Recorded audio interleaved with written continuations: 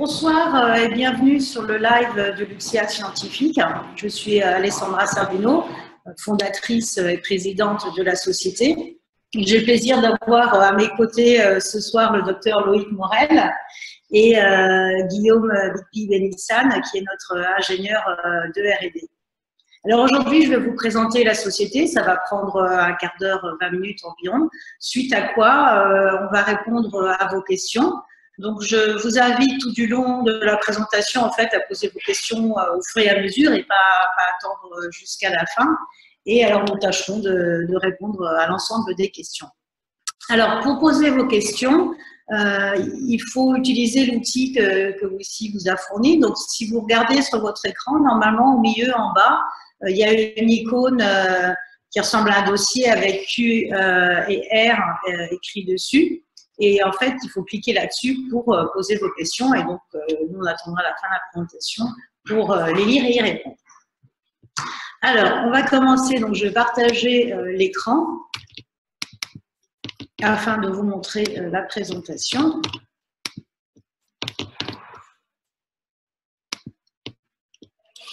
Voilà. Donc, j'espère que vous voyez tous bien l'écran. Donc, on développe des diagnostics biologiques. Alors, les diagnostics biologiques sont vraiment une part très importante de la médecine. Ils sont importants parce qu'ils permettent en fait de prendre des décisions de manière totalement objective et de manière reproductible. Ils permettent bien sûr de diagnostiquer les maladies, mais pas seulement. Ils permettent également d'identifier les individus qui sont particulièrement à risque de développer certaines maladies. Ou d'identifier les patients qui vont être meilleurs répondeurs à un type de traitement ou à un autre type de traitement. Ce qui permet effectivement derrière au corps médical d'ajuster le choix thérapeutique et le dosage en fonction des profils qui ont été identifiés par les diagnostics. Donc le diagnostic permet vraiment une personnalisation de la prise en charge du patient, que ce soit nutritionnel ou médical derrière. D'ailleurs, aujourd'hui, la majorité des décisions médicales sont déjà prises sur la base de diagnostics biologiques. Donc, c'est vraiment cette personnalisation qui va permettre de mettre en place le suivi le plus adapté et le plus bénéfique pour le patient, et c'est la médecine de demain. Alors, chez Lucia Scientifique, on veut développer une nouvelle génération de diagnostics qui ont la particularité de cibler le microbiote intestinal. Donc, pour ce faire, j'ai à mes côtés une équipe tout à fait extraordinaire, la crème de la crème, comme disent mes amis anglais. Donc, pour ceux qui ne me connaissent pas, je vais me présenter. Donc, Alessandra Servino. J'ai plus d'une quinzaine d'années d'expérience dans le privé et dans le public, dont notamment 2 titres honorifiques reçus par une université anglaise et une université américaine. Et je suis vraiment spécialisée dans l'analyse de données génétiques. Donc, avant de créer la société, j'étais directrice de recherche chez Antérome, qui est la grosse biotech dans le microbiote intestinal sur le territoire français et même d'ailleurs à l'international, où mes équipes ont monté la première plateforme de métagénomique quantitative qui a énormément contribué au succès d'Antérome, dont notamment remporté les deals de BMS et de Nestlé, si vous avez suivi ça dans la littérature, qui montre d'ailleurs l'engouement du milieu pharmaceutique et des investisseurs pour ce genre de sujet. Alors à mes côtés, j'ai justement Loïc, ici présent, qui est médecin de formation et qui est un senior de la biotech et du diagnostic. Nous avons également 2 autres associés qui sont des académiques, donc professeurs de maths à l'école centrale et maîtres de conf à l'université de Split. 2 comités ont également été mis en place pour nous accompagner, donc un comité stratégique pour nous accompagner surtout sur les décisions business, financières et également les stratégies de communication. Donc, ce sont toutes des personnes qui ont un niveau de direction et une expérience absolument extraordinaire dans le domaine du diagnostic ou de la biotech. Et on a également mis en place un comité scientifique et médical. Donc, on a 2 professeurs en médecine qui sont chefs de service, l'un en immunologie, l'autre en neurologie.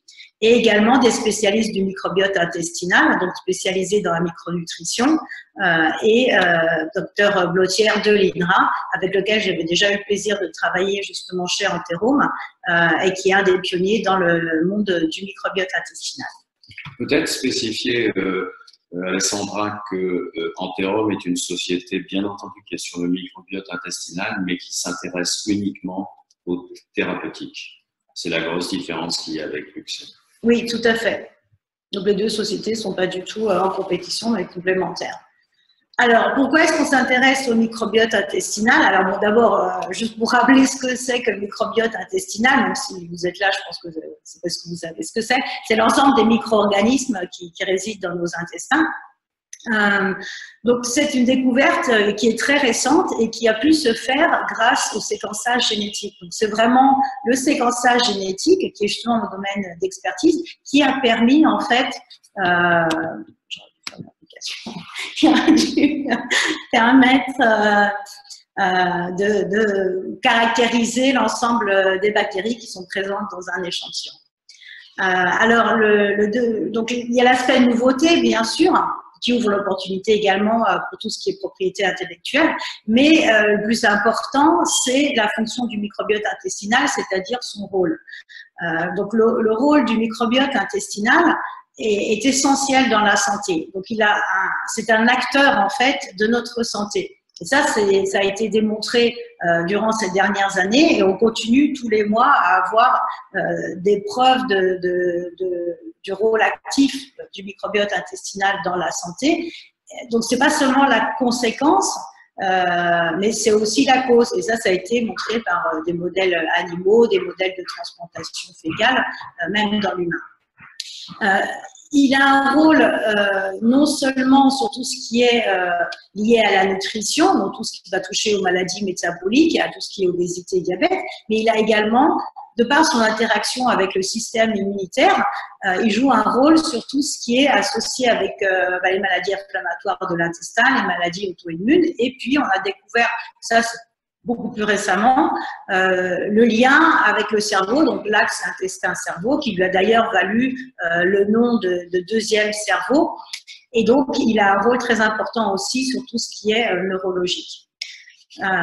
Et finalement, la troisième raison pour laquelle on s'intéresse au microbiote, c'est que l'analyse du microbiote en termes de collecte de l'échantillon est très facile et ouvre la porte finalement à faire du diagnostic directement auprès du consommateur, du fait que contrairement à une prise de sang où il faut prendre rendez-vous, patienter dans les salles d'attente et après se retrouver avec une aiguille dans le bras, ici on fait le prélèvement de sel. Donc, c'est un prélèvement qu'on peut faire tranquillement depuis chez soi. En quelques minutes, c'est fait. C'est non invasif. Donc, c'est vraiment un mode de collecte qui est très simple. Alors, le premier test qu'on a développé s'appelle Intestin. Donc, Intestin qui évidemment comme intestin, et puis c'était notre premier test, d'où le nom. Donc, Intestin permet de diagnostiquer la perte de diversité bactérienne du microbiote intestinal. Donc, la façon dont notre kit fonctionne, c'est que donc on a confectionné un kit qui permet justement, comme je le disais, de prélever un échantillon de sel de façon tout à fait hygiénique. Et cet échantillon de sel est inséré dans un tube où il y a un conservant qui permet l'envoi à température non contrôlée. Et donc, on va tout simplement déposer le kit qui est préaffranchi dans une boîte aux lettres et il va aller directement au laboratoire. Alors, on a établi un partenariat exclusif avec le meilleur laboratoire européen en termes de séquençage génétique du gène ARN-CSS. C'est le premier laboratoire à avoir obtenu la certification ISO sur ce type d'analyse.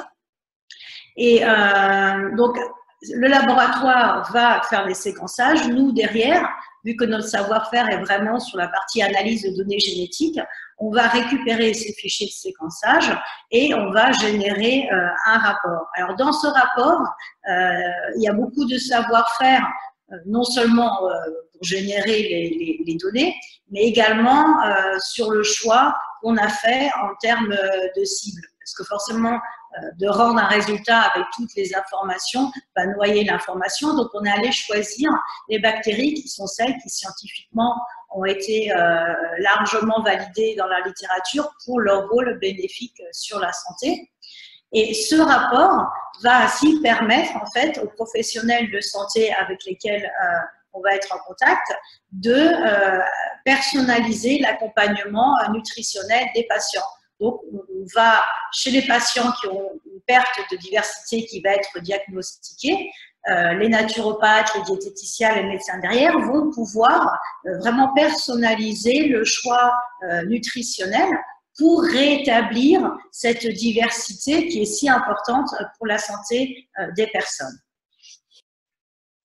Donc, la proposition de valeur qu'on apporte, c'est vraiment de fournir aux professionnels de santé un outil qui permet en fait de les accompagner dans leur choix nutritionnel pour améliorer la santé de leurs patients. Alors, c'est quelque chose de très important et qui est quand même un changement majeur. C'est-à-dire que jusqu'ici, les diététiciens utilisaient des questionnaires pour savoir ce que les personnes mangeaient, mais n'avaient aucune façon de voir vraiment ce qui se passait objectivement quelque part à l'intérieur de ces personnes.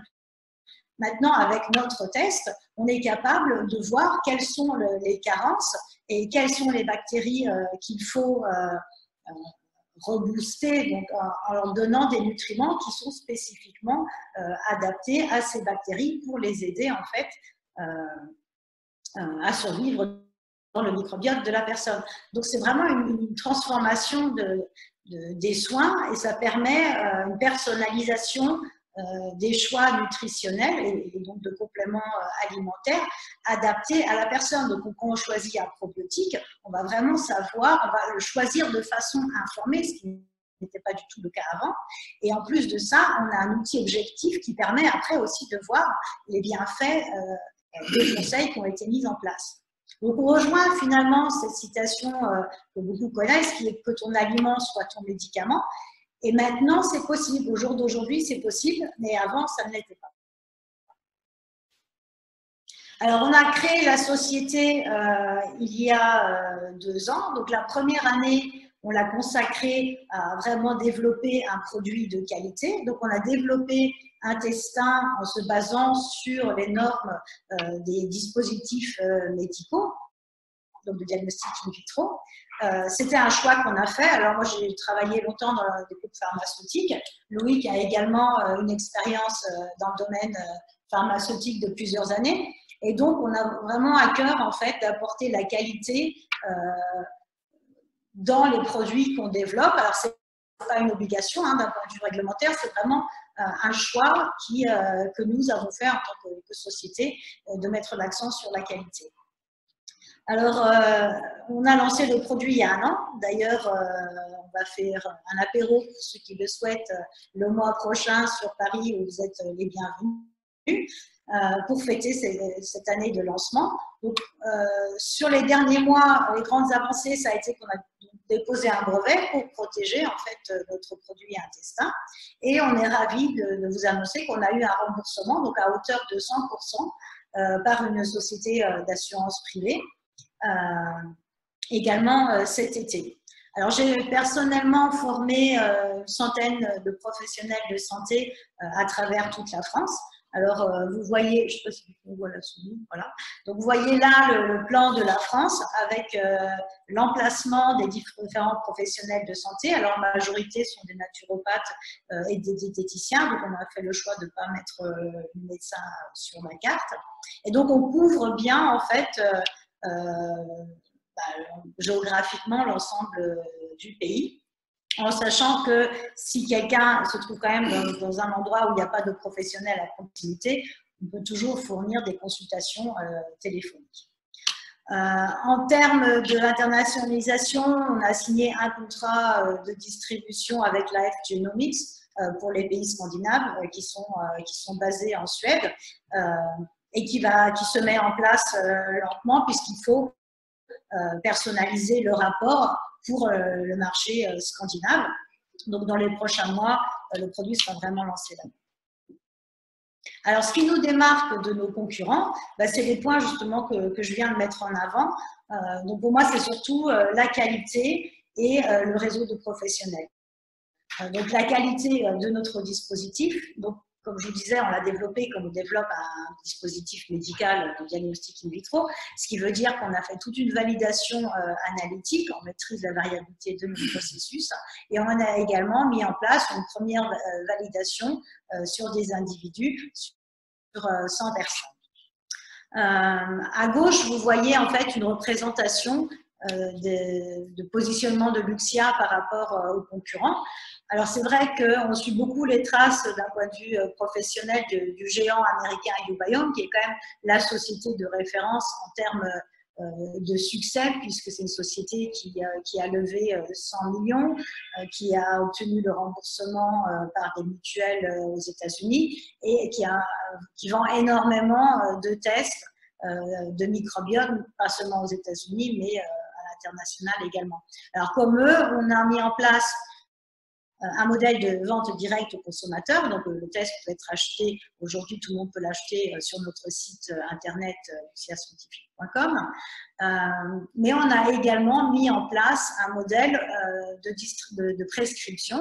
Donc, ce sont les professionnels de santé, les naturopathes, les diététiciens, les médecins nutritionnistes, qui, eux, vont prescrire le test. Et d'ailleurs, pour le remboursement qu'on a obtenu, c'est parce que c'était sur une prescription d'un médecin.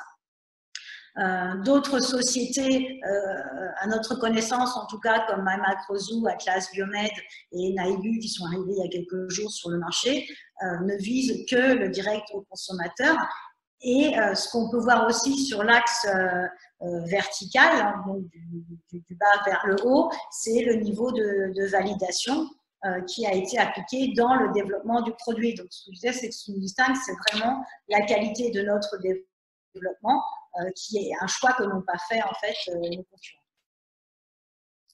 Alors, la raison pour laquelle on vous parle aujourd'hui, c'est parce qu'on est en levée de fonds et qu'on cherche donc à accroître notre activité. On souhaite élargir le marché du microbiote intestinal, et pour cela, on a besoin de recruter du personnel. Donc, on souhaite agrandir en mettant en place une équipe commerciale, donc un directeur commercial avec un plus jeune commercial, pour démarcher en fait le milieu des médecins nutritionnistes. Donc, c'est vrai qu'on a une bonne couverture auprès des naturopathes, mais on souhaiterait maintenant avoir le même genre de couverture auprès des médecins et des médecins nutritionnistes en particulier, d'autant plus que, comme je vous le disais, ça permettrait d'avoir une partie du test, en tout cas remboursée par les mutuelles. On souhaite également mettre en place des partenariats industriels, donc on a plusieurs discussions en cours, et bien sûr, au fur et à mesure, comme c'est quand même un sujet qui est encore jeune, il y a des découvertes qui, peut-être pas journalières, mais il y a certainement des centaines de publications qui sortent par mois. Donc, il faut qu'on soit réactif en termes de notre capacité justement à prendre ces nouvelles informations, à les valider et à les mettre en place. Donc, on a aussi besoin de microbiologistes. Notre système de management de la qualité est conforme à l'ISO 13485, mais ce qu'on souhaite, c'est avoir la certification par un organisme indépendant. Donc ça, c'est prévu sur 2020. Et puis, bien sûr, étant, vous l'aurez compris, une société où tous les associés actuels sont des médecins et des scientifiques, on a à cœur de faire de la R&D et d'aider notamment à développer un diagnostic dans la sclérose en plaques et dans la maladie de Parkinson. Alors, pour ces deux indications, pourquoi? Déjà, parce que ce sont des maladies graves qui touchent chacun de nous. La sclérose en plaques touche les femmes qui sont souvent, malheureusement, en âge d'avoir des enfants. Donc, c'est des maladies qui nous touchent, mais c'est également des maladies qui sont courantes. À elles deux, on parle pratiquement de 10 millions de personnes dans le monde. Ce sont des maladies où les traitements ne sont pas curatifs, donc on va soigner les symptômes, mais on ne va pas guérir le patient de sa maladie. Et donc, il y a vraiment une place dans l'accompagnement justement à prendre, l'accompagnement nutritionnel de ces patients pour les aider en fait à mieux vivre avec leur maladie et à essayer idéalement de retarder l'évolution de la maladie avec une hygiène de vie et une nutrition spécifique pour eux. Alors, le rôle du microbiote intestinal a été mis en avant dans ces deux indications. Donc, on les a également forcément choisis par rapport au fait que la littérature et les thèses de l'art actuels montrent vraiment l'importance du microbiote intestinal. Alors, le rôle du microbiote ou l'importance du microbiote intestinal dans les pathologies, elle est en général démontrée à deux niveaux, au niveau animal et au niveau des études dans l'humain. Donc, dans les modèles animaux, très souvent, si on veut vraiment montrer le rôle causal du microbiote, on fait de la transplantation fécale, on prend les selles, on les implante dans les souris et on voit si effectivement la pathologie qu'on étudie est changée et influencée par les selles qui ont été transplantées. Donc ça, c'est une façon de démontrer le rôle causal.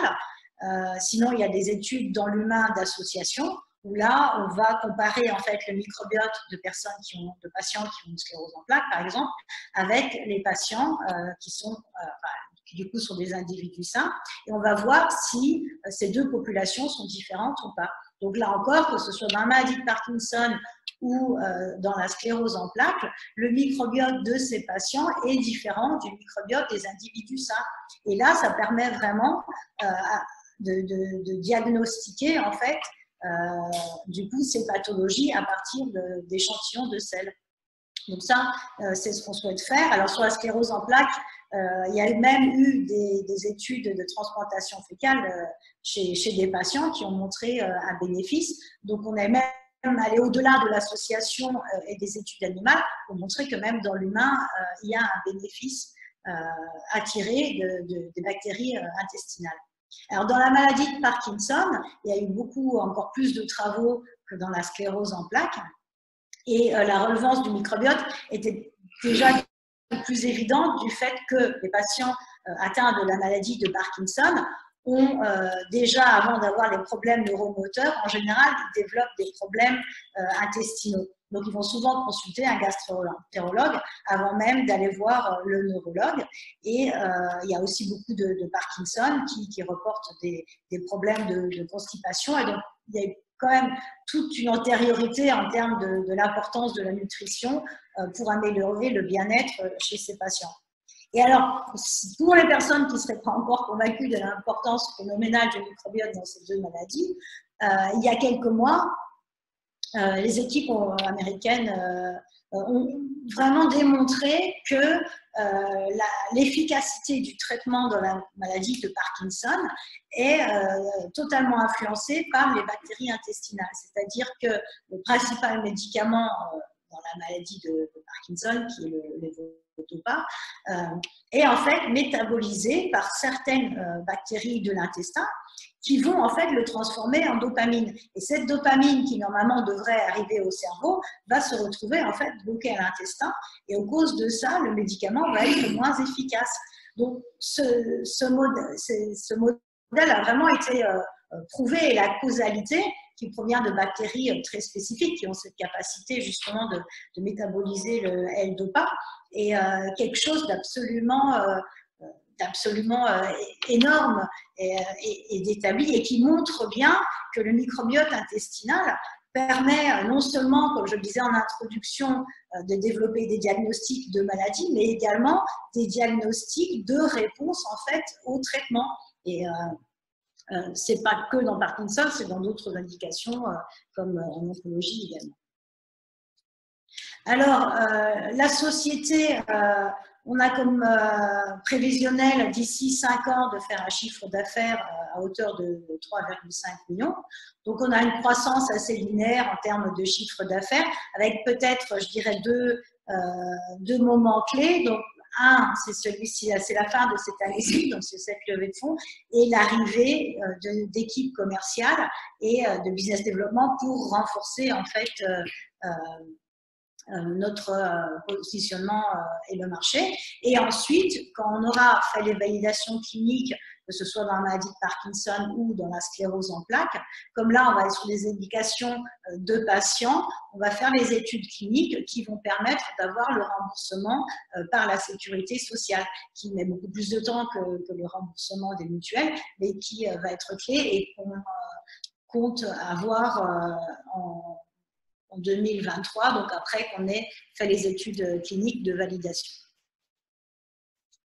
Alors, je vais finir là, je prends niveau temps où j'en suis.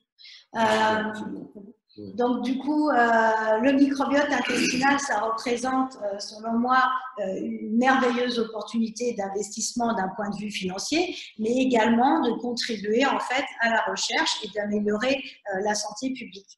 Alors, je ne sais pas combien d'investisseurs on va avoir sur WeSeed, mais je pense qu'on va approcher les 300. Parmi ces 300, ça veut quand même dire qu'il y en a 3 d'entre vous qui vont développer un Parkinson. Donc, c'est vrai qu'au-delà de l'aspect financier, je pense qu'ils seront quand même bien contents d'avoir investi dans l'UTSIAL le moment arrivé. Donc, on est les premiers entrants sur le marché français du direct au consommateur. Pour rappel, alors vous l'aurez compris, on se distingue par la qualité de notre approche, par les membres de nos comités scientifiques, de nos associés et des comités stratégiques. On est en train de faire une levée à hauteur d'environ un demi-million pour prendre le marché français et l'étendre et augmenter notamment les prescripteurs médicaux et mettre en place les partenariats avec d'autres industriels. Et donc, comme je vous le disais, sur la maladie de Parkinson et la sclérose en plaques, on prévoit de mettre d'ici 3 ans les études cliniques en place pour permettre d'évaluer les performances du diagnostic et de montrer les bienfaits du diagnostic et les bénéfices qui permettent de justifier du coup d'un remboursement de notre test. Donc je vous remercie pour votre attention et puis on va en venir aux questions. Oups.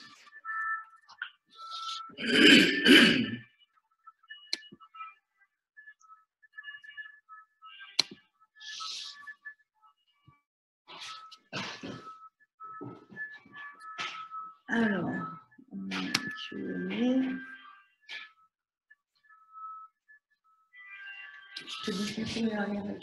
Oui, donc la première question est comment vous différenciez-vous de vos concurrents? Je pense que Alessandra en a pas mal parlé dans sa présentation, mais je pense que tu peux revenir sur les 2 points ou 3 points principaux qui sont la validation et autres, si tu veux. Oui, tout à fait. Alors effectivement, on en a parlé. Donc c'est principalement la qualité en fait de notre produit. Donc le fait qu'on l'a développé comme un diagnostic médical avec une phase de validation analytique et une phase de validation clinique.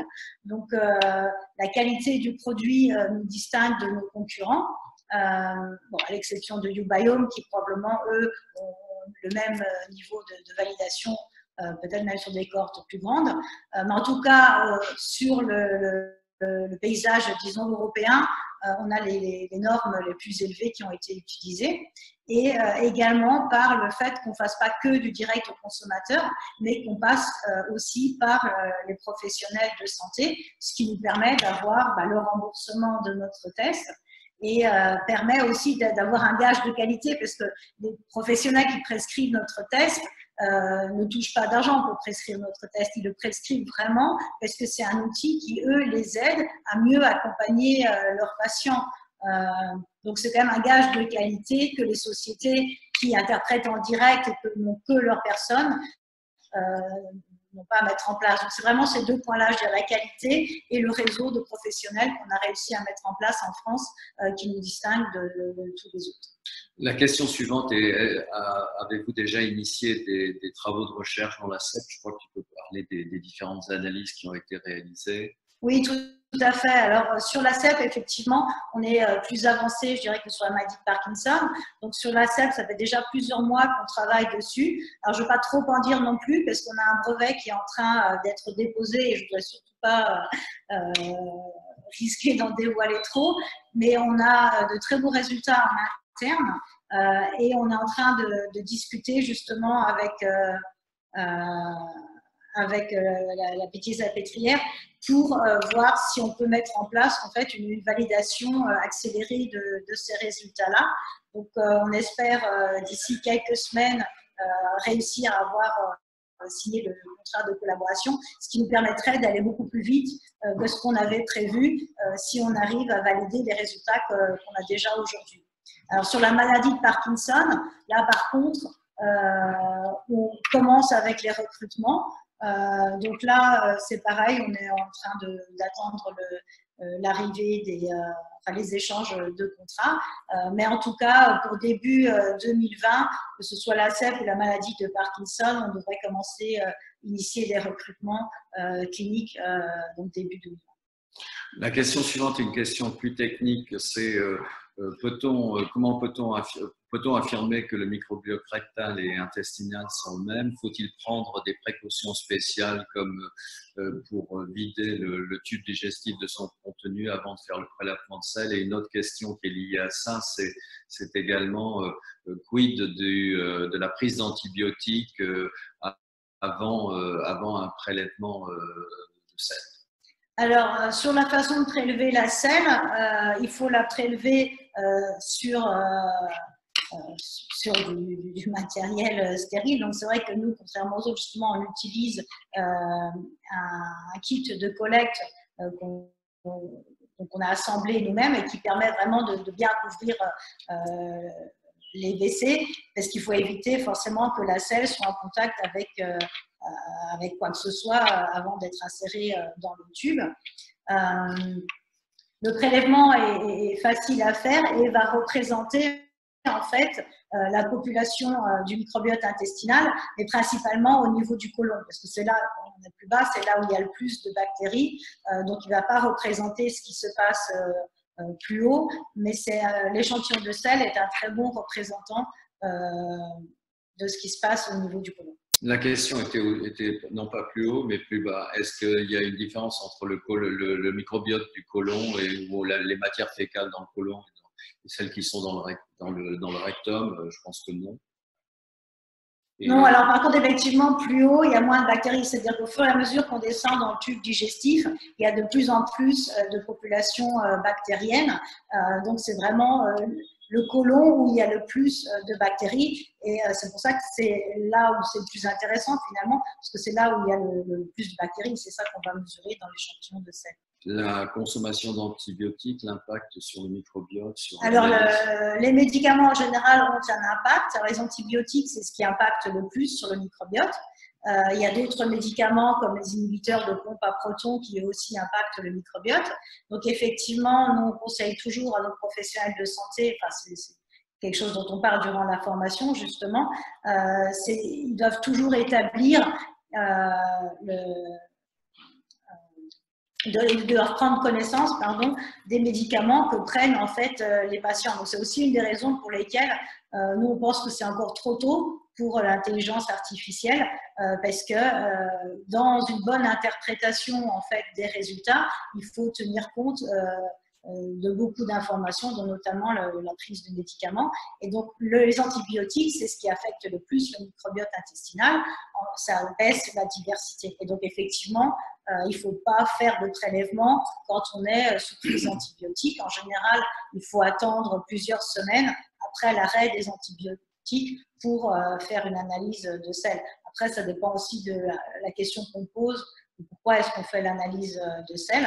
On peut aussi vouloir la faire juste après pour voir si suite à la prise d'antibiotiques, il y a une perte sévère qui s'est mise en place ou pas.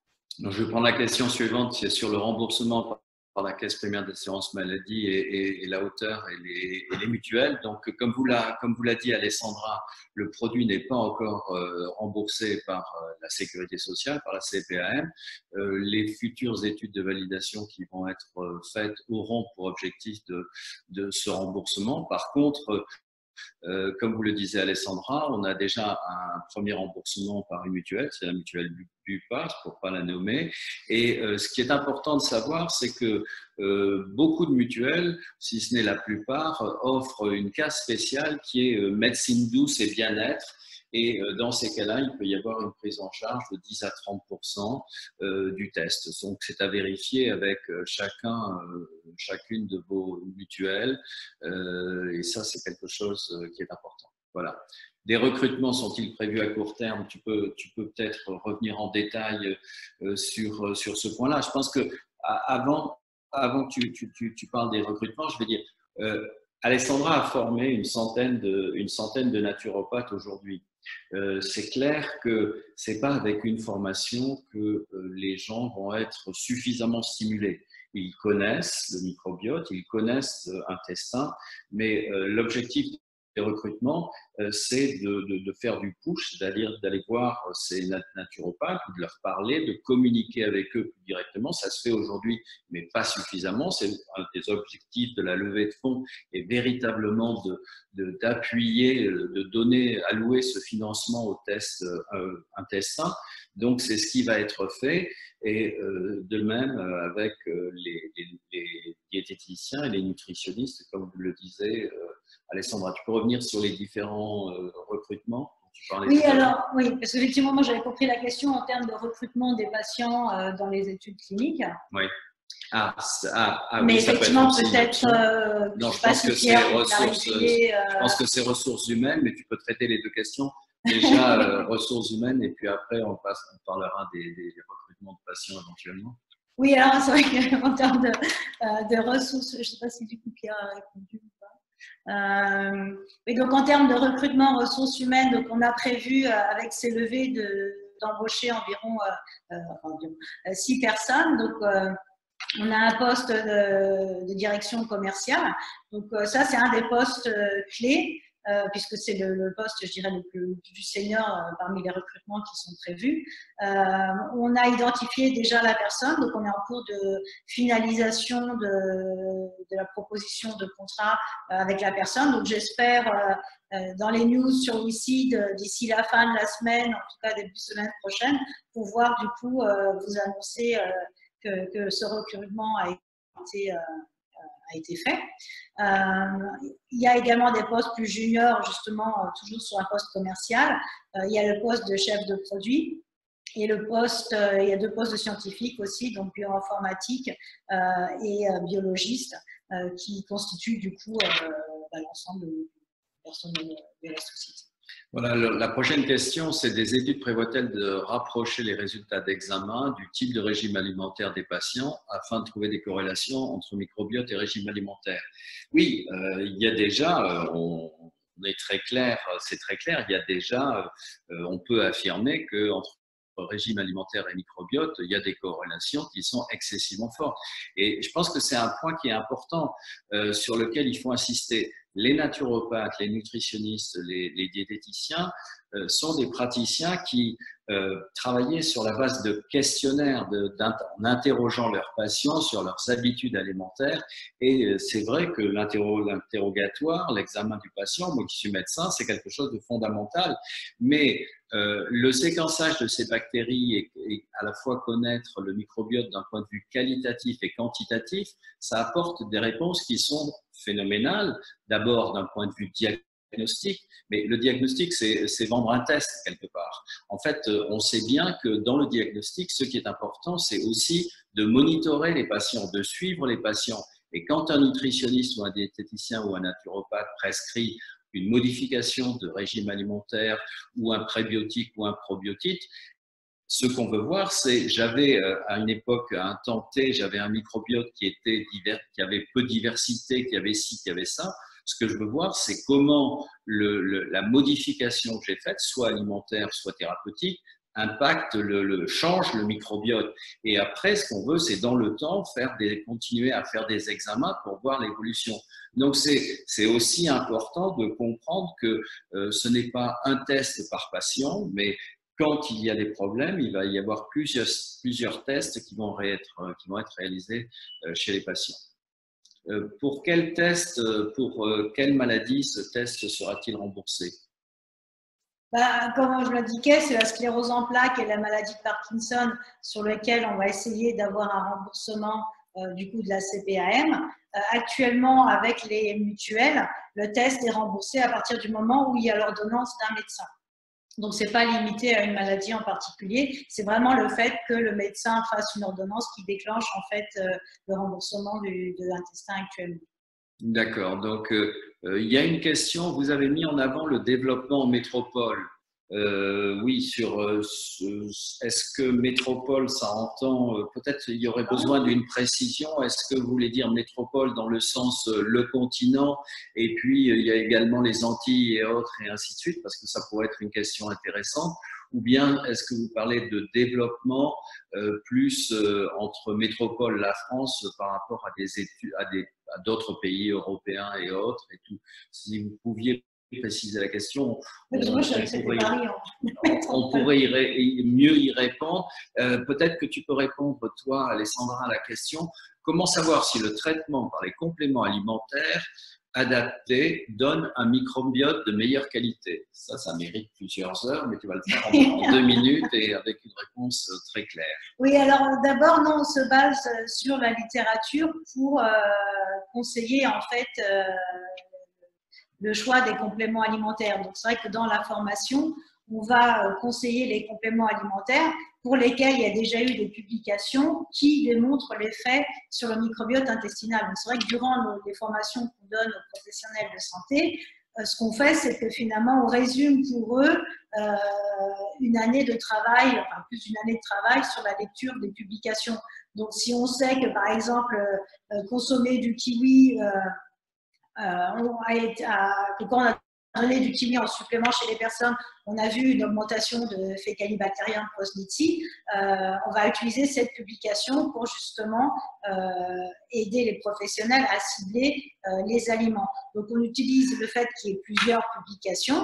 Après, ce qu'on commence à faire actuellement, maintenant qu'on a quand même suffisamment de données en interne, c'est aussi de valider justement sur nos propres clients et patients, on peut confirmer en fait ces résultats, c'est-à-dire les associations entre groupes bactériens et aliments, on peut les confirmer. Donc, on part du principe que ça a déjà été démontré, publié, mais on le confirme encore une fois en interne pour voir si effectivement ça c'est tout à fait applicable sur la population française. Donc, on a une précision sur la question, c'est bien ce dont je me doutais, on parle bien de la métropole et puis des Antilles et autres, la Réunion, et sans oublier la Nouvelle-Calédonie. Voilà, si je ne veux pas faire trop de géographie, c'était il y a quelques années, on va dire. Oui, je pense que le point qui est amené est important, parce qu'aujourd'hui, c'est vrai qu'on est très concentré sur la métropole, rien n'empêche de prescrire le test et de vendre le test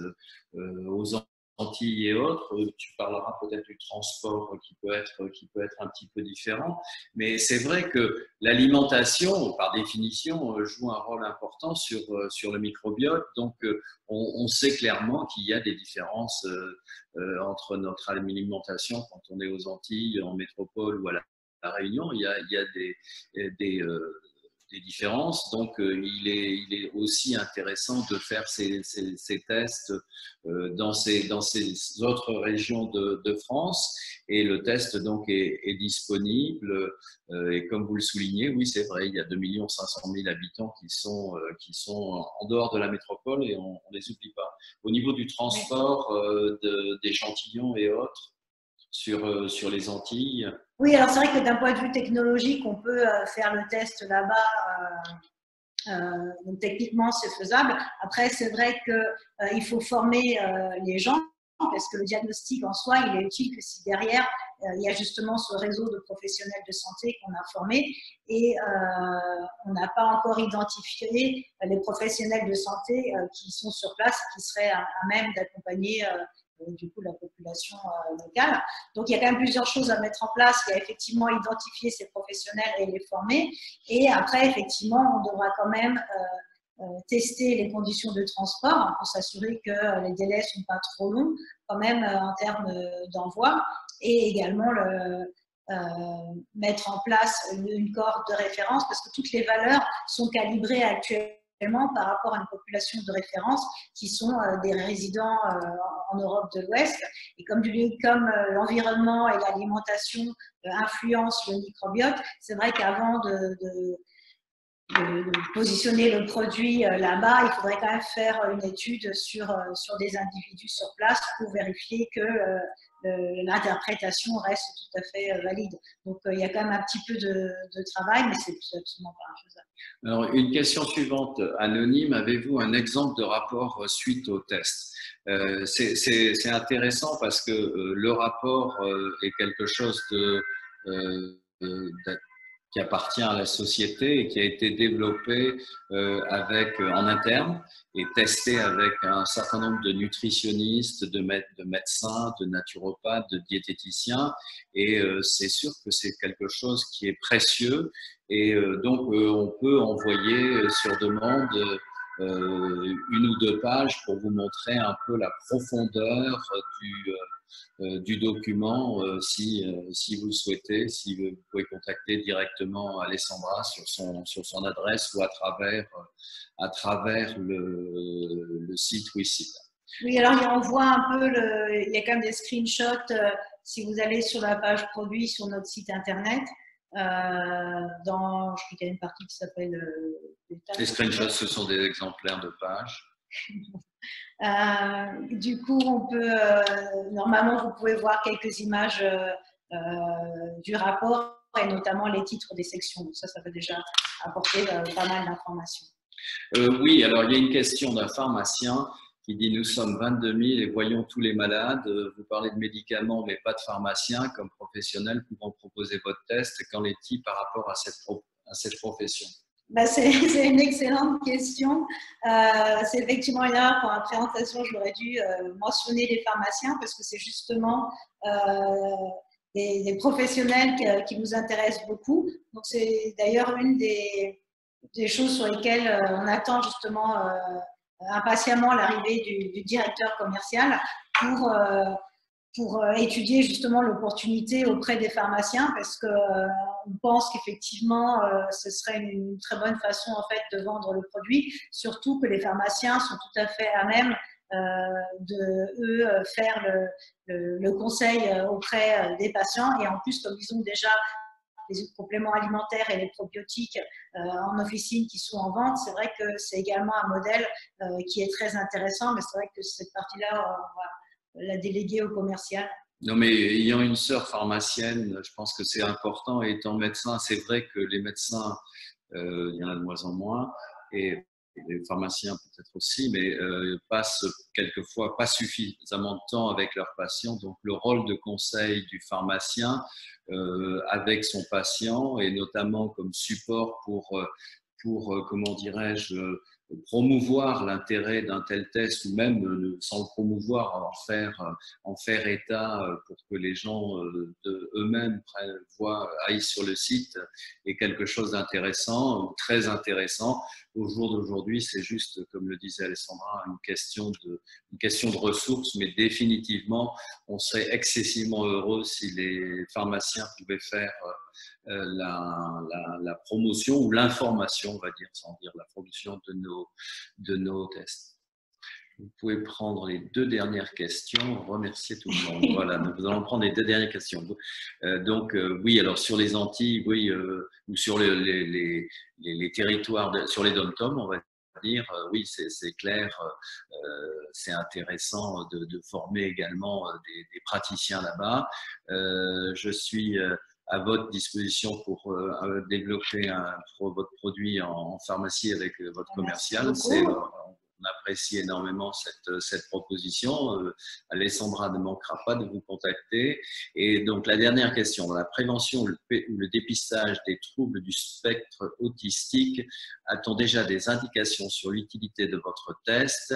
Est-il prévu une recherche sur le sujet? Alors, sur les troubles du spectre autistique, nous, on n'a pas prévu de faire de recherche. Par contre, il y a un gros projet au niveau national qui s'est monté il y a quelques années, où l'INRA est un des acteurs clés, donc, notamment Joël Doré. Ces études, donc, beaucoup de patients ont été suivis. Les résultats ne sont pas encore publiés, mais vont être publiés incessamment sous peu.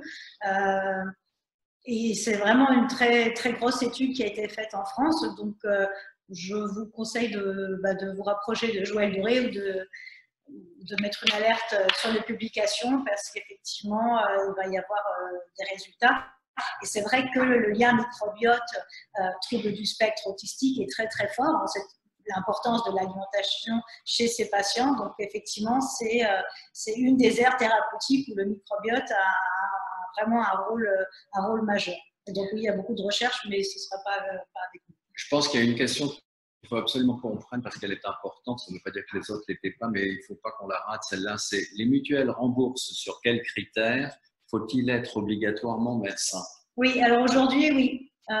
C'est-à-dire que les mutuelles, alors on a aussi nommé Alliance, permettent actuellement en fait de rembourser en fonction bien sûr des plans qui ont été choisis par les personnes, mais effectivement elles mettent de plus en place des plans qui permettent de rembourser en fait des analyses qui ont été prescrites par les médecins mais qui ne sont pas justement remboursées par la sécurité sociale. Parce que de moins en moins de tests finalement sont remboursés par la sécurité sociale et du coup les mutuelles ont vraiment un rôle à jouer. Et d'ailleurs là je dois partir parce que demain on a 2 jours de congrès des mutuelles pour justement pouvoir discuter avec elles et mieux comprendre leur positionnement. Mais c'est vrai qu'aujourd'hui en France, pour que notre test soit remboursé, il faut que ce soit prescrit par un médecin obligatoirement. Ça c'est le cas actuellement. Bon, je crois qu'on va arrêter là. Oui. On vous remercie vivement et puis on compte sur vous pour investir dans la société. Merci beaucoup. Bonne soirée à tous. Bonsoir. Merci. Au revoir. Bonne soirée.